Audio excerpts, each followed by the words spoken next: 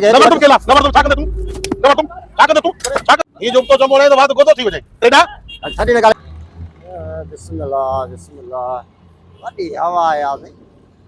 अबे वरी चो तो वनी करे बाईपास ते दुकान है उते तुजी रोजी थींदी हिते तो धूड़ में मुंह ही भरजी शीशो इज़हार न तो दे हथ हणो कुछ सफाई कयूं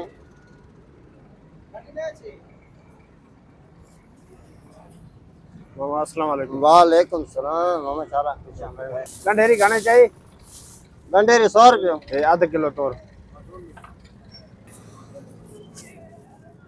बिस्मिल्लाह चंगियो चंगियो वेडो कढी दे ना चंगी मिठियो ना बा सब गंढा ना वेजे गंढा ना वेजे गंढा बाहर हुंदा न गंढा इन में किए हुंदा यार थोड़ो भोले में विझी वेंदा हो ना कढी न न भुल में हला खैर करे यो कम ही ना तो आधा किलो आ वठ दो मामा बस छाडे दो बियो महंगा दे दो यार गंढेरियो सही दे दो 100 डा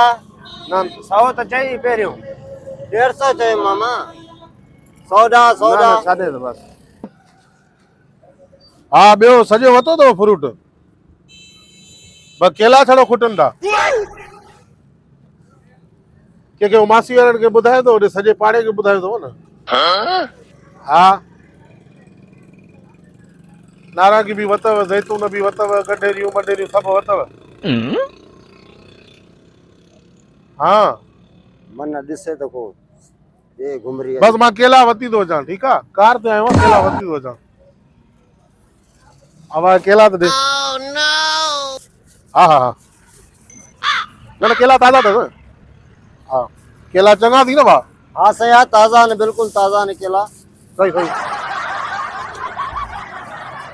बाबा पाड़े जो कम सभिन के बुधायो हां चलो ठीक ठीक है भाजी में वती दो छेले जी भाजी वती दो हां सही बियो हुकुम सरकार ठीक है घणा दिया 200 रुपया बाबा तो मम्मा 200 खैर थी छो जानी चाहिए बदाना केला च मैं 200 रुपया बिन दाना जा छा थियो थी नओ दुकान खोले थी जा मामा चाहिए ये मोबाइल ते गालाए पे तो 200 जा पांगुरी ये कही ना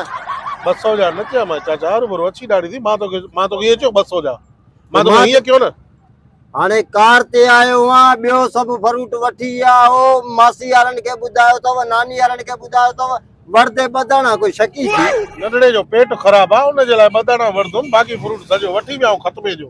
ए नंढड़ो पुट आ पेट खराब हो मां तो इशारो दिनो तू वरी अगे पनी भरे थी रखी 200 रुपया दे नथा हलनी जा केला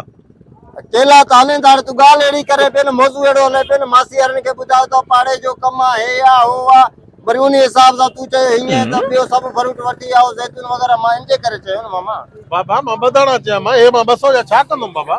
बदाना पनी में विजी दे सुठा धंधो करे तो लाए मश्करो हां पेरे मुखे दे अग में देर थे थी पनी में विजी दे बदाना हां दी है कढा तो खडिया तो बदाना पनी में देर थे थी न जी पेरो तो ये इशारा की कार ते आयो हां हिये आ कार ता ए छा क्यों फाड़े छा कार सुजा बुक्याऊ जा न सही वो तो माके ही खबर पई थी ता सुन्या बुक्या न वडा आसूदा हो गालाए की दो शर्म नथी के नंडे वडे दा गालानी तमीज नथी इडियट इडियट मने इंग्लिश गलायो तो पैसे हरा थियो तो मने ता के यो कदर ना है तो छा गलाए जे छा न गलाए जे अनपढ़ेल हो जे थोड़ो पढ़ेल